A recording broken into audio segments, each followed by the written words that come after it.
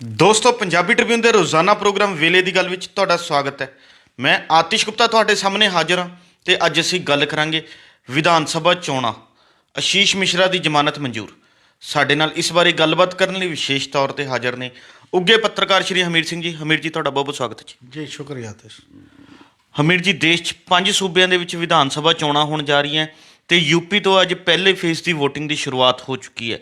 ਤੇ ਜਦੋਂ ਯੂਪੀ 'ਚ ਇੱਕ ਪਾਸੇ ਪਹਿਲੇ ਫੇਜ਼ ਦੀ ਵੋਟਿੰਗ ਹੋ ਰਹੀ ਹੈ ਤਾਂ ਉਸ ਦੇ ਨਾਲ ਹੀ ਜਿਹੜੀ ਲਖੀਮਪੁਰ ਖੀਰੀ ਦੇ ਵਿੱਚ ਦਰਦਨਾਕ ਘਟਨਾ ਵਾਪਰੀ ਸੀ, ਉਸ 'ਚ ਨਾਮਜ਼ਦ ਕੇਂਦਰੀ ਗ੍ਰਹਿ ਰਾਜ ਮੰਤਰੀ ਅਜੇ ਮਿਸ਼ਰਾ ਦੇ ਪੁੱਤਰ ਆਸ਼ੀਸ਼ ਮਿਸ਼ਰਾ ਦੀ ਜ਼ਮਾਨਤ ਵੀ ਅੱਜ ਮਨਜ਼ੂਰ ਹੋ ਚੁੱਕੀ ਹੈ, ਜੋ ਕਿ ਹੈਦਰਾਬਾਦ ਹਾਈ ਕੋਰਟ ਵੱਲੋਂ ਮਨਜ਼ੂਰ ਕੀਤੀ ਗਈ ਹੈ। ਉਹਨਾਂ ਦੀ ਜ਼ਮਾਨਤ ਨੂੰ ਲੈ ਕੇ ਭਾਵੇਂ ਇਹ ਅਦਾਲਤ ਦਾ ਮੈਟਰ ਸੀਗਾ, ਅਦਾਲਤ ਨੇ ਆਪਣੀ ਜਿਹੜੀ ਪੈਰਵਾਈ ਕਰਦੇ ਇਹ ਜ਼ਮਾਨਤ ਅਰਜੀ ਮਨਜ਼ੂਰ ਕੀਤੀ ਹੈ, ਪਰ ਅਸੀਂ ਜਾਣਨਾ ਚਾਹਾਂਗੇ ਕਿ ਇੱਕ ਪਾਸੇ ਯੂਪੀ ਦੇ ਵਿੱਚ ਪਹਿਲੇ ਫੇਜ਼ ਦੀਆਂ ਚੋਣਾਂ ਹੋ ਰਹੀਆਂ ਨੇ, ਵੋਟਿੰਗ ਚੱਲ ਰਹੀ ਹੈ, ਦੂਜੇ ਪਾਸੇ ਆਸ਼ੀਸ਼ ਮਿਸ਼ਰਾ ਨੂੰ ਜ਼ਮਾਨਤ ਦਿੱਤੀ ਜਾਂਦੀ ਹੈ। ਇਸ ਨੂੰ ਤੁਸੀਂ ਕਿਵੇਂ ਦੇਖਦੇ ਹੋ? ਅਸਲ ਦੇ ਵਿੱਚ ਇਹ ਹੈ ਕਿ ਇੱਕ ਬਹੁਤ ਬੜਾ ਦਰਦਨਾਕ ਮਾਮਲਾ ਸੀਗਾ ਲਖੀਮਪੁਰ ਦਾ, ਕਿਉਂਕਿ ਉਹ ਲਖੀਮਪੁਰ ਦੀ ਜਿਹੜੀ ਘਟਨਾ ਸੀ ਇਹੋ ਜਿਹੀ ਘਟਨਾ ਸੀ ਜਿਹੜੀ ਅਚਾਨਕ ਵਾਪਰੀ ਨਹੀਂ ਸੀ। ਇਹਨੂੰ SIT ਨੇ ਵੀ ਸੁਪਰੀਮ ਕੋਰਟ ਦੀ ਅਗਵਾਈ 'ਚ ਜਿਹੜੀ SIT ਬਣੀ ਜਿਹਨੇ ਜਾਂਚ ਕੀਤੀ, ਉਹਨੇ ਵੀ ਸਾਬਤ ਕੀਤਾ ਕਿ ਇਹ ਸੋਚੀ ਸਮਝੀ ਇੱਕ ਡਿਜ਼ਾਈਨ ਸੀ, ਸੋਚੀ ਸਮਝੀ ਇੱਕ ਸਾਜ਼ਿਸ਼ ਦਾ ਹਿੱਸਾ ਸੀ ਜੀ।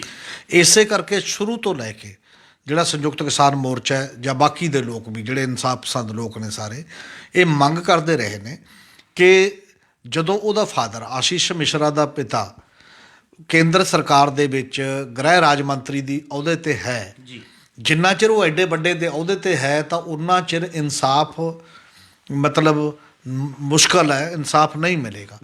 ਸਾਡੇ ਇੱਕ ਧਾਰਨਾ ਪ੍ਰਚਲਿਤ ਹੈ ਜਨਰਲੀ ਕਿ ਇਨਸਾਫ ਮਿਲਣਾ ਹੀ ਨਹੀਂ ਚਾਹੀਦਾ, ਲੱਗਣਾ ਵੀ ਚਾਹੀਦਾ ਕਿ ਇਨਸਾਫ ਹੋਇਆ। ਬਿਲਕੁਲ, ਮਤਲਬ ਲੋਕਾਂ ਨੂੰ ਪਰਸੈਪਸ਼ਨ ਗੇਮ 'ਚ ਵੀ ਲੱਗੇ ਕਿ ਇਨਸਾਫ ਹੋਇਆ ਤੇ ਤਾਂ ਜਾ ਕੇ ਇਹ ਹੁੰਦਾ ਕਿ ਨਿਆਂਤੰਤਰ ਸਾਡਾ ਇਸ ਲੈਵਲ 'ਤੇ ਹੈ।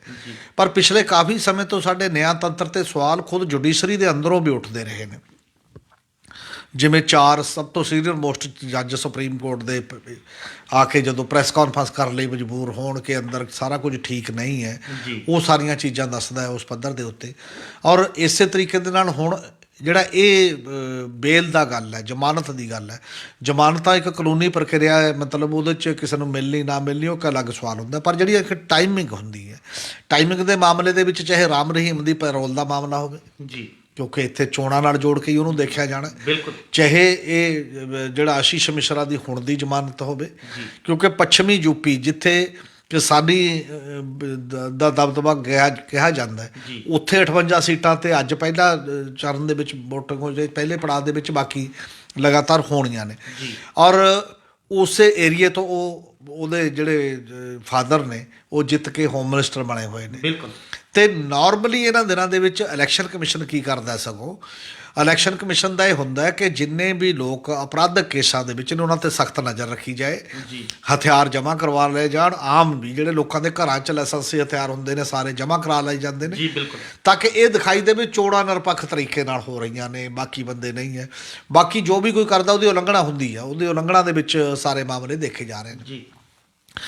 ਇਸ ਸਾਰੇ ਮਾਮਲੇ ਦੇ ਵਿੱਚ ਵੀ ਮੇਰਾ ਖਿਆਲ ਹੈ ਜਿਹੜੇ ਕਿਸਾਨੀ ਧਿਰ ਹੈ ਜਿਹੜੀ ਇਹ ਮਹਿਸੂਸ ਕਰ ਰਹੀ ਸੀ ਕਿ 3 ਬਿੱਲ ਤਾਂ ਵਾਪਸ ਲੈ ਲਏ ਕਾਨੂੰਨ ਤਾਂ ਉਸ ਦਬਾਅ ਦੇ ਤਹਿਤ, ਪਰ ਜਿਹੜਾ ਬਾਕੀ ਸਮਝੌਤੇ 'ਤੇ ਪਹੁੰਚੀਆਂ ਹੋਈਆਂ ਗੱਲਾਂ ਸੀ ਜਿਹਦੇ 'ਚ ਲਖੀਮਪੁਰ ਖੀਰੀ ਦੀ ਘਟਨਾ ਦਾ ਮਾਮਲਾ ਵੀ ਸੀ, ਜਿਹਦੇ 'ਚ ਕੇਸ ਕਿਸਾਨੀਆਂ 'ਤੇ ਜਿਹੜੇ ਅੰਦੋਲਨਕਾਰੀ 'ਤੇ ਵਾਪਸ ਲੈਣ ਦਾ ਵੀ ਸੀ, ਜਿਹਦੇ 'ਚ ਮੁਆਵਜ਼ਾ ਦੇਣ ਦਾ ਅਤੇ ਨੌਕਰੀ ਦੇਣ ਦੀ ਗੱਲ ਵੀ ਸੀ ਜਿਹੜੇ ਬੰਦੇ ਸ਼ਹੀਦ ਹੋ ਗਏ, ਉਹ ਸਾਰੀਆਂ ਚੀਜ਼ਾਂ ਜਿਹੜੀਆਂ ਨੇ ਉਹ ਉੱਥੇ ਦੀਆਂ ਉੱਥੇ ਪਈਆਂ ਨੇ। ਬਿਲਕੁਲ, ਉੱਧਰਲੇ ਪਾਸੇ ਤੁਸੀਂ ਨਹੀਂ ਚੱਲ ਰਹੇ, ਬਲਕਿ ਇੱਕ ਇਸ ਲੈਵਲ ਦਾ ਮਾਹੌਲ ਸਟਾਰਟ ਕਰ ਦਿੰਦੇ ਹੋ ਜਿਹਦੇ ਨਾਲ ਹੋਰ ਜ਼ਿਆਦਾ ਭੜਕਾਹਟ ਪੈਦਾ ਹੋਵੇ ਕਿਸੇ ਨਾ ਕਿਸੇ ਰੂਪ ਦੇ ਵਿੱਚ। ਅੱਜ ਹੀ ਹੁਣ ਬਹੁਤ ਸਾਰੀਆਂ ਜਥੇਬੰਦੀਆਂ ਨੇ ਇਹਦੇ 'ਤੇ ਪ੍ਰਤੀਕਿਰਿਆ ਦਿੱਤੀ ਹੈ ਕਿ ਇਹ ਜ਼ਖਮਾਂ 'ਤੇ ਲੂਣ ਭੁੱਕਣ ਵਰਗ ਵਾਂਗ ਹੈ ਜੀ, ਐ ਹੋ ਗਿਆ ਜੋ ਵੀ।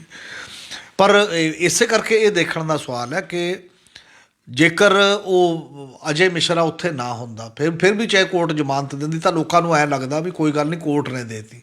ਬਿਲਕੁਲ। ਹੁਣ ਲੋਕਾਂ ਦੇ ਦਿਮਾਗਾਂ 'ਚ ਹਮੇਸ਼ਾ ਜਾਂਦਾ ਕਿ ਉੱਥੇ ਬੈਠਾ ਹੋਇਆ ਅਜੇ ਮਿਸ਼ਰਾ ਹੋਮ ਡਿਪਾਰਟਮੈਂਟ ਉਹਦੇ ਦੇ ਵਿੱਚ ਕੇਂਦਰੀ ਗ੍ਰਹਿ ਰਾਜ ਮੰਤਰੀ ਹੈ।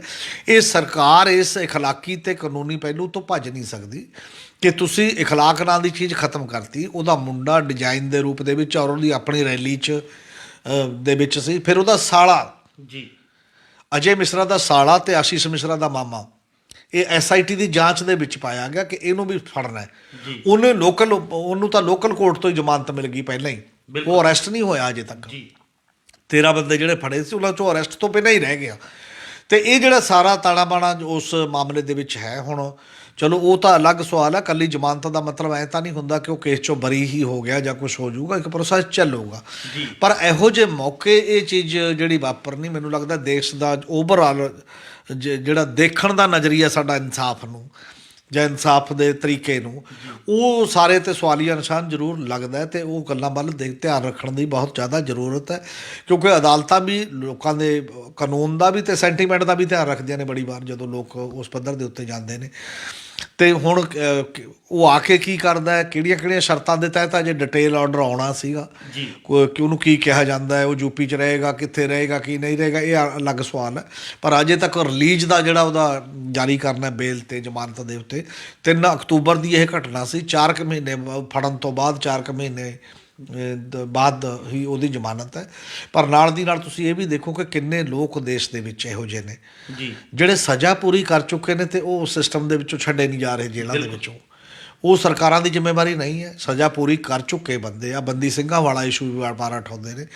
ਫਿਰ ਕਿੰਨੇ ਹੀ ਇਹੋ ਜਿਹੇ ਬੰਦੇ ਨੇ ਜਿਹੜੇ ਭੀਮਾ ਕੋਰੇਗਾਂਵ ਦੇ ਨਾਂ ਦੇ ਉੱਤੇ ਤੁਸੀਂ ਲੇਖਕ, ਵੱਡੇ ਕਵੀ, ਜਿਨ੍ਹਾਂ ਦੀ ਸਪਸ਼ਟ ਦੇਣ ਹੈ ਲੋਕ ਸਮਾਜ ਨੂੰ, ਲੋਕਾਂ 'ਚ ਕੰਮ ਕਰਦੇ ਨੇ, ਗਰੀਬ ਬੰਦਿਆਂ ਲਈ ਕੰਮ ਕਰਦੇ ਨੇ, ਔਰ ਉਹਨਾਂ ਦਾ ਕੋਈ ਮਤਲਬ ਅਪਰਾਧਕ ਪਿਛੋਕੜ ਵੀ ਹੈ ਨਹੀਂ ਕਿ ਮੁਕੱਦਮੇ ਦਰਜ ਹੋਣ। ਉਹਨਾਂ ਦੀਆਂ ਜ਼ਮਾਨਤਾਂ ਤਾਂ ਹੋ ਨਹੀਂ ਰਹੀਆਂ, ਕਿਉਂਕਿ ਉਹਨਾਂ ਲਈ ਤੁਸੀਂ ਕਾਨੂੰਨ ਹੀ ਇਹੋ ਜਿਹੇ ਬਣਾ ਰਹੇ ਹੋ ਬਿਨਾਂ, ਤਾਂ ਕਿ ਇਹ ਅੰਦਰ ਹੀ ਰਹਿਣ। ਸਟੇਨ ਸਵਾਮੀ ਮਰ ਜਾਂਦਾ ਉੱਥੇ ਹੀ, ਅਤੇ ਬਰਬਰਾ ਰਾਓ ਵੀ ਜਦੋਂ ਬਿਲਕੁਲ ਹੀ ਕਾਸੇ ਇੰਨੀ ਉਮਰ ਦੇ ਹੋਣ ਕਰਕੇ ਨਹੀਂ ਆਪਣੇ ਜੋਗੇ ਰਹਿੰਦੇ, ਤਾਂ ਕਿਤੇ ਜਾ ਕੇ ਤੁਸੀਂ ਜ਼ਮਾਨਤ ਦਿੰਦੇ ਹੋ। ਅਤੇ ਇਹ ਸਾਰੀਆਂ ਜਿਹੜੀਆਂ ਚੀਜ਼ਾਂ ਨੇ ਲੋਕ ਮੁਕਾਬਲਾ ਵੀ ਕਰਕੇ ਦੇਖਣਗੇ ਨਾ ਕਿ ਜਿਹੜੀਆਂ ਸਰਕਾਰ ਦੇ ਜਮਹੂਰੀਅਤ ਦੇ ਵਿੱਚ ਸਰਕਾਰ ਦੇ ਨਾਲ ਬਰਖਲਾਫ ਜਿਹੜੇ ਲੋਕ ਨੇ ਜਾਂ ਜਿਹੜੇ ਅਲੱਗ ਰਾਏ ਰੱਖਣ ਵਾਲੇ ਲੋਕ ਨੇ, ਉਹਨਾਂ ਨਾਲ ਵਿਵਹਾਰ ਅਤੇ ਸਰਕਾਰ ਦੇ ਪੱਖ ਦੇ ਵਿੱਚ ਜੋ ਵਿਵਹਾਰ ਹੋ ਰਹੇ ਨੇ ਉਹ ਕਿਸ ਤਰੀਕੇ ਨਾਲ ਹੋ ਰਹੇ ਨੇ। ਇਹ ਕਾਫੀ ਮਹੱਤਵਪੂਰਨ ਮੁੱਦਾ ਹੈ। ਡੈਮੋਕ੍ਰੇਸੀ 'ਚ ਇਹ ਮੁੱਦੇ ਬਹੁਤ ਚਰਚਾ ਦੀ ਮੰਗ ਕਰਦੇ ਨੇ, ਤਾਂ ਕਿ ਇਨਸਾਫ ਦਾ ਤਕਾਜ਼ਾ ਹੈ, ਇਹ ਚਰਚਾ ਹੋਣੀ।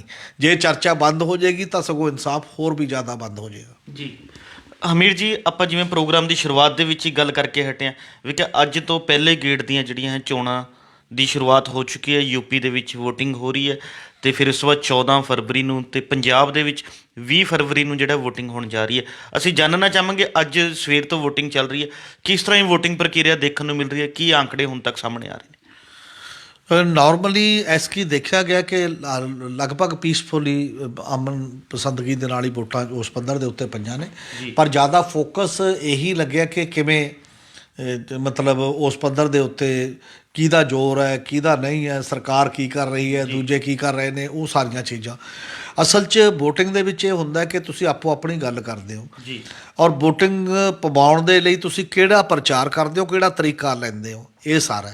ਇੱਕ ਤਾਂ ਸਾਰੀਆਂ ਪਾਰਟੀਆਂ ਨੇ ਫਰੀ ਵੀ ਤੋਂ ਬਹੁਤ ਕੰਮ ਲਿਆ ਵੀ ਮੁਫਤ ਦਿਆਂਗੇ ਜੀ, ਆਹ ਦਿਆਂਗੇ। ਯੂਪੀ ਦੇ ਵਿੱਚ ਵੀ ਇਹੀ ਹਾਲ ਹੈ, ਉੱਤਰਾਖੰਡ ਦੇ ਵਿੱਚ ਵੀ, ਅਤੇ ਈਵਨ ਗੋਆ ਦੇ ਵਿੱਚ ਵੀ, ਪੰਜਾਬ ਦੇ ਵਿੱਚ ਆਪਾਂ ਦੇਖ ਹੀ ਰਹੇ ਹਾਂ ਜੋ ਵੀ ਮਾਮਲਾ ਹੈ। ਅਤੇ ਇਹਦੇ ਨਾਲ ਦੀ ਨਾਲ ਇਹ ਵੀ ਹੈ ਕਿ BJP ਦੀ ਸਾਈਡ ਤੋਂ ਸਭ ਤੋਂ ਜ਼ਿਆਦਾ ਉਹ ਉਭਾਰਨ ਦੀ ਕੋਸ਼ਿਸ਼ ਹੈ, ਜਿਹਦੇ ਤੋਂ ਯੂਪੀ ਉਹਨਾਂ ਦਾ ਟਾਰਗੇਟ ਹੈ ਜਦੋਂ, ਕਿ ਹਿੰਦੂ ਮੁਸਲਿਮ ਬਣ ਜੇ। ਇਹ ਵੀ ਲੋਕ ਕਹਿ ਰਹੇ ਨੇ, ਅੱਜ ਕਰਨਾਟਕ ਹਾਈ ਕੋਰਟ ਦੇ ਵਿੱਚ ਹੋ ਰਿਹਾ, ਜਿਵੇਂ ਇਲਾਹਾਬਾਦ ਹਾਈ ਕੋਰਟ ਨੇ ਉਹਨਾਂ ਨੂੰ ਜ਼ਮਾਨਤ ਦਿੱਤੀ ਹੈ, ਅੱਜ ਕਰਨਾਟਕ ਹਾਈ ਕੋਰਟ ਦੇ ਵਿੱਚ ਮਤਲਬ ਹਿਜਾਬ ਦੇ ਮੁੱਦੇ ਦੇ ਉੱਤੇ ਕਿ ਲਿਬਾਸ ਪਹਿਨਣ ਦਾ ਮਾਮਲਾ, ਕੀ ਬੰਦੇ ਦਾ ਇੰਡੀਪੈਂਡੈਂਟ ਆਜ਼ਾਦ ਦਾ ਮਾਮਲਾ, ਅਜੇ 75 ਸਾਲਾਂ ਬਾਅਦ ਅਸੀਂ ਇਹ ਚੀਜ਼ਾਂ ਡਿਸਾਈਡ ਕਰ ਰਹੇ ਹਾਂ ਕਿ ਮਤਲਬ ਲਿਬਾਸ ਪਹਿਨਣਾ ਬੰਦੇ ਦਾ ਨਿੱਜੀ ਅਧਿਕਾਰ ਹੈ ਜਾਂ ਨਹੀਂ ਹੈ, ਕਿਹੋ ਜਿਹਾ ਪਹਿਨਣਾ, ਕੀ ਕਰਨਾ, ਕੀ ਨਹੀਂ ਕਰਨਾ, ਸਕੂਲਾਂ 'ਚ ਜਾ ਕੇ ਕੀ ਉਹਦੇ 'ਤੇ ਕੋਈ ਬੰਦਸ਼ ਲੱਗ ਜਾਏਗੀ ਜਾਂ ਕਿਤੇ ਹੋਰ ਲੱਗ ਜਾਏਗੀ। ਵੈਸੇ ਪਹਿਲਾਂ ਵੀ ਬੜੇ ਬਾਰੇ ਮੁੱਦੇ ਉੱਪਰ ਨੇ, ਕਿਸੇ ਨੂੰ ਪੱਗ ਬੰਨ੍ਹਣ ਤੋਂ ਰੋਕਤਾ, ਕਿਸੇ ਨੂੰ ਕੁਛ ਰੋਕਤਾ, ਬਾਰ ਇਹ ਮੁੱਦੇ ਉੱਭਰਦੇ ਨੇ। ਬਿਲਕੁਲ। ਔਰ ਉਹ ਹਿਜਾਬ ਵਾਲਾ ਮਾਮਲਾ ਵੀ ਇਹੀ ਹੈ ਕਿ ਅੱਜ ਨਰਿੰਦਰ ਮੋਦੀ ਬੋਲੇ ਨੇ ਯੂਪੀ ਦੇ ਵਿੱਚ ਕਿ ਦੇਖੋ ਅਸੀਂ 3 ਤਲਾਕ ਤੋਂ ਦੇ ਨਾਲ ਮੁਸਲਿਮ ਔਰਤਾਂ ਨੂੰ ਹੱਕ ਦਿਵਾਏ। ਇਹੀ ਹਿਜਾਬ ਦਾ ਵੀ ਉਹ ਕਹਿ ਰਹੇ ਨੇ ਕਿ ਸ਼ਾਇਦ ਅਸੀਂ ਔਰਤਾਂ ਦੇ ਪੱਖ ਦੇ ਵਿੱਚ ਗੱਲ ਕਰ ਰਹੇ ਹਾਂ। ਉਸੇ ਕਮਿਊਨਿਟੀ ਦੇ ਖਿਲਾਫ ਵੀ ਤੁਸੀਂ ਗੱਲ ਕਰੋ ਅਤੇ ਨਾਲ ਉਹਦੇ ਨਾਲ ਤੁਸੀਂ ਬਾਕੀ ਜਗ੍ਹਾ ਪੋਲਰਾਈਜੇਸ਼ਨ ਕਰੋ, ਤੁਸੀਂ ਵੋਟ ਵੀ ਲਓ, ਜਿਹੜੀ ਉਹ ਸਾਰਾ ਮਾਹੌਲ ਉਸੇ ਨਹੀਂ। ਔਰ ਇਸੇ ਤਰ੍ਹਾਂ BJP ਦਾ ਜਿਹੜਾ ਮੈਨੀਫੈਸਟੋ ਹੈ, ਉਹ ਮੈਨੀਫੈਸਟੋ ਦੇ ਵਿੱਚ ਇਸ ਲੈਵਲ ਦਾ ਇੱਕ ਧਾਰਮਿਕ ਐਂਗਲ ਲਿਆਉਣਾ ਕਿ ਲਵ ਜਹਾਦ ਦੇ ਮਾਮਲੇ 'ਚ 10 ਸਾਲ ਦੀ ਕੈਦ ਤੇ 1 ਲੱਖ ਰੁਪਇਆ ਜੁਰਮਾਨੇ ਤੱਕ ਆਊਗਾ। ਉਹ ਜਿੰਨੀਆਂ ਵੀ ਚੀਜ਼ਾਂ ਆ ਰਹੇ, ਕਦੇ 80% ਬਨਾਮ 20% ਦੀ ਗੱਲ ਹੋ ਰਹੀ ਹੈ, ਡਿਫਰੈਂਟ ਟਾਈਪ ਦਾ। ਇਹ ਲਾਜ਼ਮੀ ਮੈਨੂੰ ਇਹ ਲੱਗਦਾ ਕਿ ਚੋਣ ਜ਼ਾਬਤੇ ਦਾ ਕੋਡ ਆਫ ਕੰਡਕਟ ਦੀ ਵੀ ਉਲੰਘਣ ਹੈ ਕਿਸੇ ਨਾ ਕਿਸੇ ਰੂਪ ਦੇ ਵਿੱਚ। ਔਰ ਉਹ ਚੋਣ ਕਮਿਸ਼ਨ ਸ਼ਾਇਦ ਇਹਨੂੰ ਉਲੰਘਣਾ ਨਹੀਂ ਮੰਨਦਾ, ਜਾਂ ਕੀ ਗੱਲ ਹੈ, ਜਾਂ ਨੋਟਿਸ ਨਹੀਂ ਕਿਸੇ ਨੂੰ ਦਿੱਤਾ ਜਾ ਰਿਹਾ, ਇਹ ਵੀ ਅਲੱਗ ਸਵਾਲ ਹੈ। ਪਰ ਗੱਲ ਇਹ ਜ਼ਰੂਰ ਹੈ ਕਿ ਜੋ ਕੁਝ ਕੀਤਾ ਜਾ ਰਿਹਾ ਇਹਦਾ ਮਤਲਬ ਇਹ ਹੈ ਕਿ ਇਕੱਲਾ ਵਿਕਾਸ ਦੇ ਨਾਂ 'ਤੇ, ਜਾਂ ਤੁਸੀਂ ਜੋ ਕੰਮ ਕੀਤੇ ਨੇ, ਜਿਹੜੀ ਇਹ ਦਾਅਵਾ ਕਰਦੇ ਹੋ ਉਹਦੇ ਨਾਂ 'ਤੇ ਵੋਟਾਂ ਮੰਗਾਂਗੇ, ਉਹ ਦਾਅਵੇਦਾਰੀ ਤਾਂ ਨਹੀਂ ਚੱਲ ਰਹੀ ਵੱਡੇ ਪੱਧਰ ਦੇ ਉੱਤੇ। ਔਰ ਦਾਅਵੇਦਾਰੀ ਤਾਂ ਹੁਣ ਉਲਟੀ ਉਹੀ ਜਿਹੜੀ ਇੱਕ ਖੇਮਾਬੰਦੀ ਹੈ, ਵੰਡ ਹੈ, ਪਾੜੋ ਤੇ ਰਾਜ ਕਰੋ ਦਾ ਇੱਕ ਪੁਰਾਣਾ ਟ੍ਰੈਡੀਸ਼ਨਲ ਰਵਾਇਤੀ ਸਿਧਾਂਤ ਹੈ, ਤੁਸੀਂ ਉਹਦੇ ਇਰਦ ਗਿਰਦ ਹੀ ਘੁੰਮ ਰਹੇ ਹੋ। ਪਰ ਫਿਰ ਵੀ ਜੇਕਰ ਵੋਟਾਂ ਲੋਕ ਸ਼ਾਂਤਮਈ ਪਾਉਣ, ਦੰਗਾ ਨਾ ਹੋਵੇ, ਘੱਟੋ ਘੱਟ ਮਨੁੱਖੀ ਜਾਨਾਂ ਨਾ ਜਾਣ, ਇਹ ਕਾਫੀ ਠੀਕ ਠਾਕ ਮਾਹੌਲ ਹੁੰਦਾ। ਪੱਛਮੀ ਯੂਪੀ 'ਚ ਪਈ ਆ ਮੰਨ ਲਓ ਜੀ, ਪਹਿਲਾਂ ਉਹ ਏਰੀਏ ਦੇ ਵਿੱਚ ਦੰਗਿਆਂ ਲਈ ਉਹ ਜਾਣਿਆ ਜਾਂਦਾ, ਅਤੇ ਇਸੇ ਕਰਕੇ ਉਹ ਜਿਹੜਾ ਪੜਾਅ ਸੀ, ਔਰ ਕਿਸਾਨ ਅੰਦੋਲਨ ਦੀ ਉਹ ਕੰਟਰੀਬਿਊਸ਼ਨ ਮੰਨੀ ਜਾਂਦੀ ਹੈ ਉੱਥੇ ਬਹੁਤ ਵੱਡੀ, ਕਿ ਉਹਨਾਂ ਨੇ ਦੁਬਾਰਾ ਜੋੜਤੇ ਨੇ ਕਿੱਤੇ ਦੇ ਤੌਰ 'ਤੇ ਲੋਕ। ਔਰ ਜਿਹੜਾ ਉਹਨਾਂ ਦਾ ਨਾਅਰਾ ਸੀ, ਇਹ ਜੇ ਤੋੜेंगे ਹਮ ਜੋੜेंगे, ਮੈਨੂੰ ਲੱਗਦਾ ਉਹ ਸਾਰਥਕ ਹੁੰਦਾ ਦਿਖਾਈ ਦੇ ਰਿਹਾ। ਜੇਕਰ ਉਹ ਜੁੜ ਕੇ ਘੱਟੋ ਘੱਟ ਲੜਦੇ ਨਹੀਂ, ਭਾਈਚਾਰਾ ਕਾਇਮ ਰਹਿੰਦਾ, ਭਾਈਚਾਰਕ ਸਾਂਝ ਕਾਇਮ ਰਹਿੰਦੀ ਹੈ। ਜੀ ਹਮੀਰ ਜੀ, ਆਪਾਂ ਗੱਲ ਕਰ ਰਹੇ ਹਾਂ ਚੋਣਾਂ ਦੀ, ਤਾਂ ਚੋਣਾਂ ਦੇ ਵਿੱਚ ਇਸ ਵਾਰ ਬੇਰੁਜ਼ਗਾਰੀ ਇੱਕ ਵੱਡਾ ਮੁੱਦਾ ਜਿਹੜਾ ਉੱਭਰ ਕੇ ਸਾਹਮਣੇ ਆ ਰਿਹਾ। ਭਾਵੇਂ ਵੱਖ-ਵੱਖ ਸਿਆਸੀ ਪਾਰਟੀਆਂ ਪੰਜਾਬ 'ਚ ਵੀ ਹੋਰਨਾਂ ਸੂਬਿਆਂ 'ਚ ਵੀ ਰੁਜ਼ਗਾਰ ਦੇਣ ਦੀਆਂ ਗੱਲਾਂ ਕਰ ਰਹੀਆਂ ਨੇ, ਪਰ ਅਸੀਂ ਜਾਣਨਾ ਚਾਹਾਂਗੇ ਵੀ ਕਿ ਇਹ ਬੇਰੁਜ਼ਗਾਰੀ ਦਾ ਜਿਹੜਾ ਮੁੱਦਾ ਇਹ ਹੱਲ ਹੋਣ ਦਾ ਨਾਮ ਨਹੀਂ ਲੈ ਰਿਹਾ, ਵੀ ਕਿ ਬੇਰੁਜ਼ਗਾਰੀ ਦੀ ਦਰ ਜਿਹੜੀ ਹੈ ਲਗਾਤਾਰ ਦੇਸ਼ ਦੇ ਵਿੱਚ ਵੱਧਦੀ ਜਾ ਰਹੀ ਹੈ। ਇਸ ਦੇ ਪਿੱਛੇ ਕੀ ਕਾਰਨ ਰਹਿ ਰਹੇ ਨੇ? ਅਸਲ 'ਚ ਬੇਰੁਜ਼ਗਾਰੀ ਤਾਂ ਹੈ ਹੀ ਬਹੁਤ ਵੱਡਾ ਕੁਐਸਚਨ ਹੈ। ਪਾਰਲੀਮੈਂਟ ਦੇ ਵਿੱਚ ਵੀ ਹੁਣ ਜਿਹੜਾ ਸੈਸ਼ਨ ਚੱਲ ਰਿਹਾ ਇਹਦੇ ਚਰਚਾ ਆਈ। ਈਵਨ ਦੇਸ਼ ਦੀਆਂ ਸਰਕਾਰੀ ਨੌਕਰੀਆਂ ਦੀ ਜੇ ਗੱਲ ਕਰੋ, ਸਰਕਾਰੀ ਨੌਕਰੀਆਂ ਦੀ ਫਿਗਰ ਆਈ ਹੈ। ਸਰਕਾਰੀ ਨੌਕਰੀਆਂ 'ਚ ਇਹ ਹੈ ਕਿ ਮੋਦੀ ਸਰਕਾਰ ਨੇ 78,000 ਨੌਕਰੀ ਦਿੱਤੀ ਹੈ ਜੀ, ਜਿਹੜੀ 2 ਕਰੋੜ ਸਾਲ ਦੀ ਨੌਕਰੀ ਦੀ ਗੱਲ ਕਰਦੇ ਸੀ, ਤੇ 78,000 8,72,000 ਪੋਸਟਾਂ ਗੌਰਮੈਂਟ ਦੀਆਂ ਕੇਂਦਰ ਸਰਕਾਰ 'ਚ ਖਾਲੀ ਪਈਆਂ ਨੇ। ਬਿਲਕੁਲ। ਔਰ ਇੰਨੇ ਵੱਡੇ ਪੱਧਰ 'ਤੇ ਜਿਹੜੀਆਂ ਪੋਸਟਾਂ ਖਾਲੀ ਹੋਣਾ ਤੇ ਤੁਹਾਡੀ ਆਪਣੀ ਉਹ ਪੋਸਟਾਂ ਨਾ ਭਰਨਾ, ਤਾਂ ਰੁਜ਼ਗਾਰ ਪ੍ਰਤੀ ਤੁਹਾਡੀ ਗੰਭੀਰਤਾ ਨੂੰ ਪ੍ਰਗਟ ਕਰਦਾ। ਬਾਕੀ ਤਾਂ ਚਲੋ ਰੁਜ਼ਗਾਰ ਕਿੰਨਾ ਮਿਲੇਗਾ ਕਿੰਨਾ ਨਹੀਂ, ਸਰਕਾਰ ਆਪਣੀਆਂ ਪੋਸਟਾਂ ਭਰਨ 'ਚ ਤਾਂ ਉਹਨੂੰ ਕੋਈ ਨਹੀਂ ਰੋਕਦਾ ਨਾ, ਜਾਂ ਕਿਸੇ ਲੈਵਲ ਦੇ। ਔਰ ਇਸੇ ਕਰਕੇ ਪਿਛਲੇ ਦਿਨਾਂ 'ਚ ਯੂਪੀ ਦੇ ਵਿੱਚ ਤੇ ਬਿਹਾਰ ਦੇ ਵਿੱਚ ਬੇਰੁਜ਼ਗਾਰ ਨੌਜਵਾਨ ਰੇਲਵੇ ਵਾਲੇ ਜੀ ਕਿੰਨੇ ਜ਼ਿਆਦਾ ਮਤਲਬ ਅਗਰੈਸਿਵ ਹੋ ਗਏ ਸੀ, ਹਮਲਾਵਰ ਹੋ ਗਏ ਸੀ ਕਿ ਤੁਸੀਂ ਕੀ ਕਰ ਰਹੇ ਹੋ। ਕਦੇ ਟੈਸਟ ਲੈ ਲੈਂਦੇ ਹੋ ਤੇ ਟੈਸਟ ਦਾ ਰਿਜ਼ਲਟ ਨਹੀਂ ਆਉਂਦਾ, ਕਦੇ ਫਿਰ ਰਿਜ਼ਲਟ ਨਹੀਂ ਆਉਂਦਾ, ਫਿਰ ਕੋਡ ਲੱਗ ਕੁਝ ਵੀ ਹੋ ਜਾਂਦਾ, ਮਤਲਬ ਤੁਸੀਂ ਭਰਦੇ ਨਹੀਂ ਹੈ। ਇਹ ਗੱਲ ਸਾਰੇ ਦੇਸ਼ 'ਚ ਚੱਲ ਰਹੀ ਹੈ। ਬਹੁਤੀ ਵਾਰ ਤੁਸੀਂ ਕੀ ਕਰਦੇ ਹੋ ਕਿ ਪੋਸਟਾਂ ਕੱਢਤੀਆਂ, ਪੋਸਟਾਂ ਕੱਢ ਕੇ ਉਹਦੇ ਡਰਾਫਟ ਦੇ ਪੈਸੇ ਰੱਖ ਦਿੰਦੇ ਹੋ, ਕਰੋੜਾਂ ਰੁਪਈਆ ਇਕੱਠਾ ਕਰ ਲੈਂਦੇ ਹੋ, ਮੁੜ ਕੇ ਉਹ ਪੋਸਟਾਂ ਹੀ ਨਹੀਂ ਪਤਾ ਰੱਦ ਹੋ ਜਾਂਦੀਆਂ ਨੇ, ਜਾਂ ਕਿਸੇ ਅਦਾਲਤ ਦੇ ਵਿੱਚ ਸਟੇ ਹੋ ਜਾਂਦੀਆਂ ਨੇ। ਉਹ ਬੰਦਿਆਂ ਦਾ ਕਰੋੜਾਂ ਰੁਪਈਆ ਵੀ ਜਾਂਦਾ ਅਤੇ ਉਸ ਤੋਂ ਬਾਅਦ ਉਹ ਓਵਰੇਜ ਹੋ ਜਾਂਦੇ ਨੇ ਜੀ। ਔਰ ਕਿਹਾ ਇਹ ਜਾ ਰਿਹਾ ਕਿ ਜਿਹੜੀਆਂ ਫੌਜ ਦਾ ਹੀ ਇੱਕ ਡਾਟਾ ਆ ਰਿਹਾ ਸੀ, ਫੌਜ 'ਚ ਭਰਤੀ ਕਹਿੰਦੇ ਨੇ ਪਿਛਲੇ 2 ਸਾਲ ਤੋਂ ਨਹੀਂ ਹੋਈ। ਯੂਪੀ ਦੇ ਇਹ ਨੌਜਵਾਨਾਂ ਦਾ ਇੱਕ ਮਾਮਲਾ ਸੀ, ਔਰ 2 ਸਾਲਾਂ ਤੋਂ ਨਹੀਂ ਹੋਈ, ਤੇ ਕਈ ਨੌਜਵਾਨ ਜਿਹੜੇ ਉਦੋਂ 18 ਸਾਲ ਦੇ, 18 ਤੋਂ 21 ਦੇ ਸੀ, ਉਹ ਓਵਰੇਜ ਹੋ ਗਏ। 21 ਤੋਂ ਵੱਧ ਜਿਹੜੇ ਕਾਂਸਟੇਬਲ ਜਾਂਦੇ ਨੇ, ਮਤਲਬ ਉਹ ਨਹੀਂ ਭਰਤੀ ਹੋ ਰਹੇ। ਉਹ ਮੰਗ ਕਰ ਰਹੇ ਨੇ ਵੀ ਸਾਡਾ ਕਸੂਰ ਨਹੀਂ ਹੈ, ਕਰੋਨਾ ਕਰਕੇ ਤੁਸੀਂ ਨਹੀਂ ਕੀਤੀ, ਜਾਂ ਬਾਕੀ ਜਾਂ ਭਰਤੀ ਕਰ ਲੈਂਦੇ, ਤੇ ਨਹੀਂ ਕੀਤੀ ਤੇ ਸਾਨੂੰ ਉਮਰ 'ਚ ਛੋਟ ਦਿਓ। ਬਿਲਕੁਲ। ਇਹ ਨਵੀਆਂ ਮੰਗਾਂ ਫਿਰ ਪੈਦਾ ਹੋ ਜਾਂਦੀਆਂ ਨੇ। ਉਹ ਦੂਜੇ ਸਰਕਾਰੀ ਤੰਤਰ ਦੇ ਵਿੱਚ ਵੀ ਬਹੁਤ ਬੰਦੇ ਨੇ, ਉਹ ਕਹਿੰਦੇ ਅਸੀਂ 35 ਸਾਲ ਤੋਂ ਉੱਪਰ ਹੋ ਗਿਆ, ਹੁਣ ਅਸੀਂ ਕੀ ਕਰੀਏ, ਸਾਨੂੰ ਉਮਰ 'ਚ ਛੋਟ ਦਿਓ, ਭਰਤੀਆਂ ਤੁਸੀਂ ਨਹੀਂ ਕੀਤੀਆਂ ਇੰਨੇ ਸਾਲਾਂ ਦੇ ਵਿੱਚੋਂ। ਇਸ ਤਰ੍ਹਾਂ ਇਹ ਤਾਂ ਆ ਰਹੀਆਂ ਨੇ। ਇਹਦਾ ਮਤਲਬ ਕਿੰਨੇ ਹੀ ਲੋਕ ਬੇਰੁਜ਼ਗਾਰ ਨੇ। ਤੁਸੀਂ ਬੇਰੁਜ਼ਗਾਰ ਨੂੰ ਵੈਸੇ ਹੀ ਕਹਿ ਕੇ ਵੀ ਅਸੀਂ ਰੁਜ਼ਗਾਰ ਪੈਦਾ ਕਰਦੇ ਹਾਂ, ਰੁਜ਼ਗਾਰ ਪੈਦਾ ਕਰਦੇ, ਉਹ ਰੁਜ਼ਗਾਰ ਪੈਦਾ ਨਹੀਂ ਕਰ ਪਾ ਰਹੇ। ਔਰ ਜਿਹੜਾ ਵੱਡਾ ਡਾਟਾ ਸਾਡੇ ਕੋਲ ਆ ਰਿਹਾ ਪਿਛਲੇ ਸਾਲਾਂ ਦੇ ਵਿੱਚ, ਸਭ ਤੋਂ ਜ਼ਿਆਦਾ ਬੇਰੁਜ਼ਗਾਰੀ ਹੈ ਦੇਸ਼ ਦੇ ਵਿੱਚ, ਇਹਦਾ ਤਾਂ ਕੋਈ ਮਤਲਬ ਤੋੜ ਹੀ ਨਹੀਂ ਹੈ, ਸਰਕਾਰ ਕੋਲ ਕੋਈ ਜਵਾਬ ਹੀ ਨਹੀਂ ਹੈ।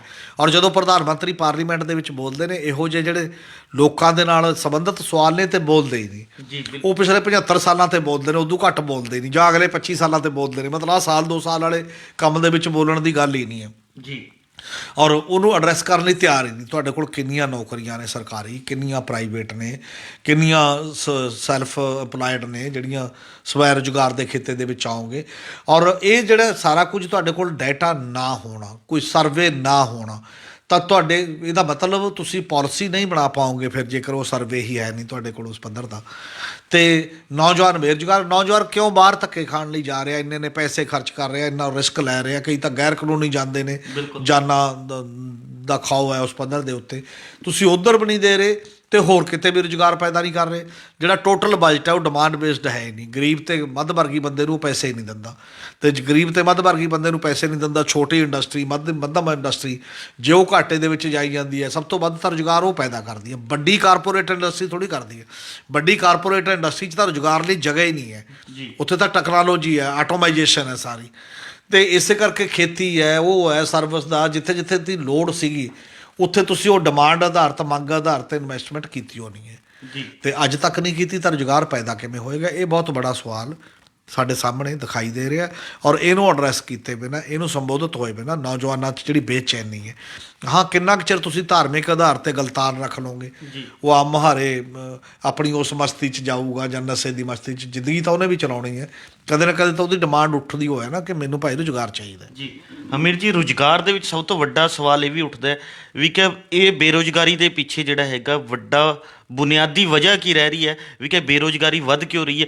ਕੀ ਸਰਕਾਰਾਂ, ਚਾਹੇ ਉਹ ਸਰਕਾਰੀ ਖੇਤਰ ਹੋਵੇ ਚਾਹੇ ਪ੍ਰਾਈਵੇਟ ਖੇਤਰ ਹੋਵੇ, ਕੀ ਹੋਰ ਹੋਵੇ, ਵੀ ਕਿ ਕੀ ਰੁਜ਼ਗਾਰ ਪੈਦਾ ਨਹੀਂ ਕਰ ਪਾ ਰਹੀਆਂ? ਕੀ ਕਾਰਨ ਰਹਿ ਰਹੇ ਨੇ ਜਿਹੜਾ ਦੇਸ਼ ਦੇ ਵਿੱਚ ਬੇਰੁਜ਼ਗਾਰੀ ਦਰ ਵੱਧਦੀ ਜਾ ਰਹੀ ਹੈ? ਦੇਖੋ, ਇੱਕ ਗੱਲ ਤਾਂ ਮੰਨ ਕੇ ਇਮਾਨਦਾਰੀ ਨਾਲ ਸਰਕਾਰਾਂ ਨੂੰ ਮੰਨਣਾ ਪਊਗਾ ਕਿ ਪਹਿਲਾਂ ਦੇ ਮੁਕਾਬਲੇ ਰੁਜ਼ਗਾਰ ਘੱਟ ਪੈਦਾ ਹੋ ਰਿਹਾ ਜੀ।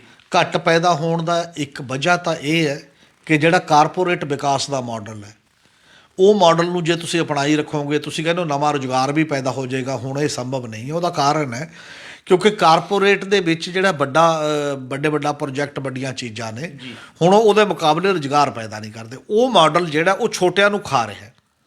ਜਿਵੇਂ ਰੁਜ਼ਗਾਰ ਹੈ, ਇਹ ਡਾਟਾ ਵਾਲਮਾਰਟ ਦੇ ਕਿਸੇ ਐਨਾਲਿਸਿਸ ਦਾ ਨਤੀਜਾ ਹੈ। ਮਤਲਬ ਵਾਲਮਾਰਟ ਵੱਡੇ ਮਾਲ ਵਾਲੀਆਂ ਕੰਪਨੀ ਆਈ ਜੀ, ਬਿਲਕੁਲ। ਕਿੰਨਾ ਲੰਮਾ ਸਮਾਂ ਹੋ ਗਿਆ, ਅਮਰੀਕਾ 'ਚ ਤਾਂ 50 ਸਾਲ ਤੋਂ ਜ਼ਿਆਦਾ ਹੋ ਗਏ, ਸਾਡੇ ਵੀ ਉਹ ਤਾਲਮੇਲ 'ਚ ਆ ਰਹੀਆਂ ਨੇ।